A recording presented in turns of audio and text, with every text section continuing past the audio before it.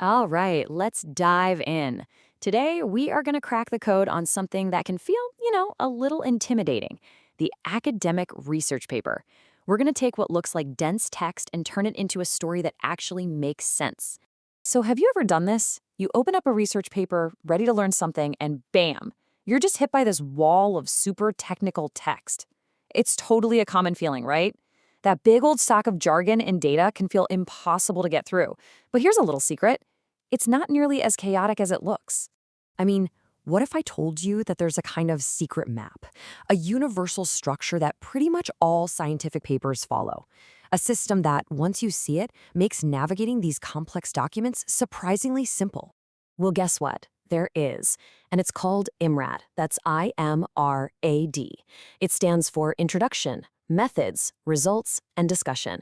And trust me, it's not just some boring format. It's a totally logical way of telling a scientific story. It is the decoder ring you've been waiting for. Now, the real genius of the IMRAD structure is its shape. It's an hourglass. Seriously, picture this in your head. You start out broad and general, then you narrow way down to the super specific details of the study, and then you broaden back out again to talk about what it all means for the real world. This hourglass shape is going to be our guide. So let's start at the very top of that hourglass. We're going to begin our journey inward with the introduction. This is where the whole story really gets started. The introduction section. It has one main job: to answer the big question: why did you even start this research in the first place?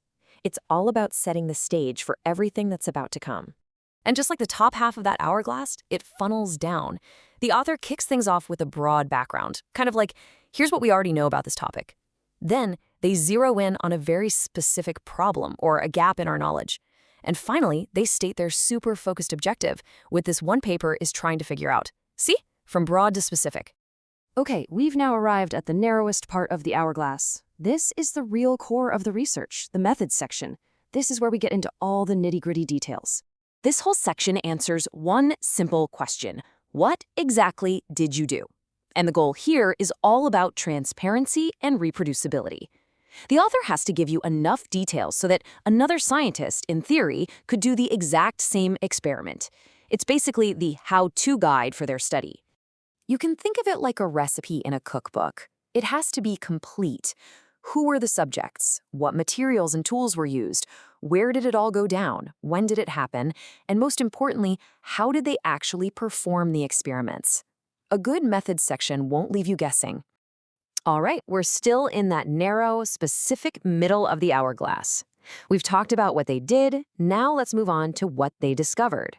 This is the results section, and it's where we get to see the raw findings. The only question this section cares about is, what did you find? It is a totally straightforward, objective presentation of the data. There's no interpretation yet. No, I think this means. Nope. It's just the facts, ma'am, usually laid out in text, tables, and charts. This is the raw evidence. And there's a right way and a wrong way to do this. A good results section shows you only the most important, representative data. The text is there to highlight the key takeaways from the charts, not just repeat them. A bad one? Oh, it just drowns you in tons of repetitive data and way too much jargon. Clarity is key here. So, now that we've seen the what, it's time to start widening our view again. We're moving to the bottom half of the hourglass, taking those specific findings and beginning our journey outward with the discussion section. Now this is, you could argue, the most important part of the entire paper. It tackles that massive question: so what? What does all of this actually mean? This is where the researcher finally gets to interpret everything and tell you why their findings matter.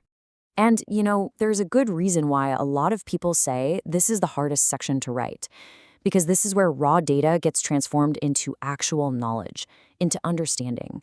The author has to connect their little piece of the puzzle back to that big picture they painted for us way back in the introduction. A really solid discussion section does a few key things. It recaps the major findings, connects them back to the original question, shows how they fit in with, or maybe even contradict, other work in the field, talks about the study's weaknesses, and then it points the way forward by suggesting what research should happen next. But hold on, there's one more piece to this whole puzzle: the abstract. That little paragraph you see at the very beginning of the paper? Well, it's best to think about it at the end, because it's not just a summary, it's literally a miniature version of the entire IMRaD paper. Just look at this breakdown. The abstract follows the exact same logic. You get about a quarter for the introduction, the why, another quarter for the methods, the how, a little more, maybe 35% for the key results, the what, and then a nice tight 15% for the discussion, the so what. It's the entire hourglass, right there in one paragraph. Pretty cool, huh? And there you have it. You officially have the map. IMRaD isn't just some random set of headings somebody made up. It's a powerful, logical framework for telling a scientific story. It takes you on this journey from a big, broad question to a very specific answer, and then all the way back out to its broader meaning. So the next time you open up a research paper, you're not going to see a wall of text. You're going to see the hourglass. You'll know the structure of the story before you even begin. So the only real question left is, what story are you going to decode next?